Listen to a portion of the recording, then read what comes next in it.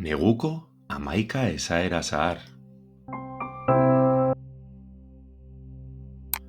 Negua ez da hotzagaitik, luzeagatik baizik. Esaera honek esaten digu negua ez dela gogorra hotza egiten duelako bakarrik, baizik eta denbora luzez irauten duelako. Egunak laburrak dira, gauak luzeak, eta askotan eguraldi txarra egun askotan jarraian izaten da. Horregaitik, neguak pazientzia, erresistentzia eta itxaropena eskatzen ditu. Umeentzat mezua argia da. Gauza zailak ez dira beti gogorrak berez, baizik eta luze egiten zaizkigulako. Negua eguzkia, urre gorria. Neguan, eguzkia ateratzen denean, jendeak asko baloratzen du. Altxor bat balitz bezala.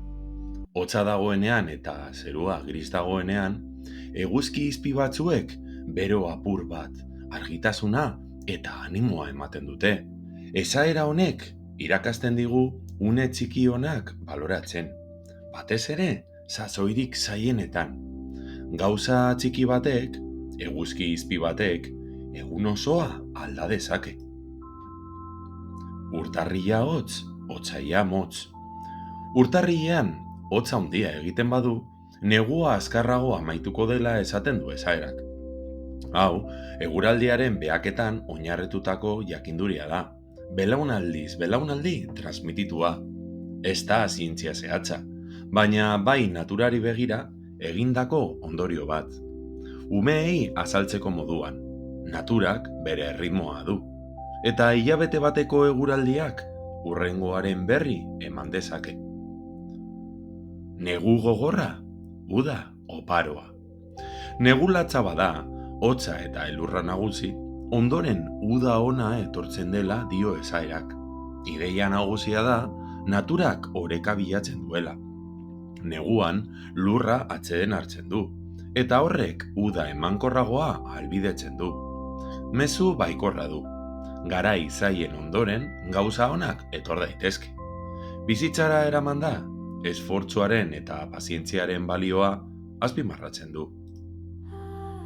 Elurra neguan, ogia udan. Elurra egitea ona da nekazaritzarako. Lurra babesten duelako eta hezetasuna mantentzen duelako. Horri esker udan uzta hobea izan daiteke. Esaera honek lotzen ditu neguko hotza eta udako janaria. Umeentzat oso interesgarria da ikustea elurra ez dela soilik jolasteko, baizik eta bizitzarako beharrezkoa izan daiteke. Hotza sartzen denean, negua barruan. Hotza gorputzean nabaritzen dugunean, badakigu negua iritsi dela. Ez da egutegiari begiratzea, baizik eta gorputzaren sensazioa entzutea. Esaera honek erakusten digu gure gorputza ere naturaren parte dela, eta aldaketak antzemateko gai dela. Negua ez da soilik kanpokoa, barrutik ere sentitzen da. Negua atean, lana etxean. Neguan, kanpoko lan asko ezin dira egin. Hotza, euria edo elurra direla eta. Horregaitik, jendeak etxe barruko lanak egiten zituen. Konponketak, prestaketak, jostea, suaren inguruan egotea.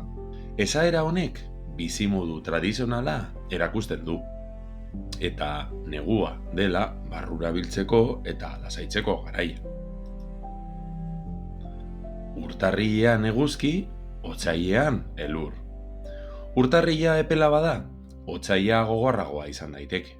Esaera honek berriro erakusten du neguko eguraldia oso aldakorra dela. Ez da beti espero duguna gertatzen. Umeentzat ikasgai polita da. Gauzak ez dira beti jarraian hobetzen, eta prest egon behar dugu aldaketetarako. Neguko gau luzeek egun laburrak ekartzen dituzte. Neguan gauak luzeak dira, eta egunak laburrak. Esaera honek urteko zikloa azaltzen du modu errazean.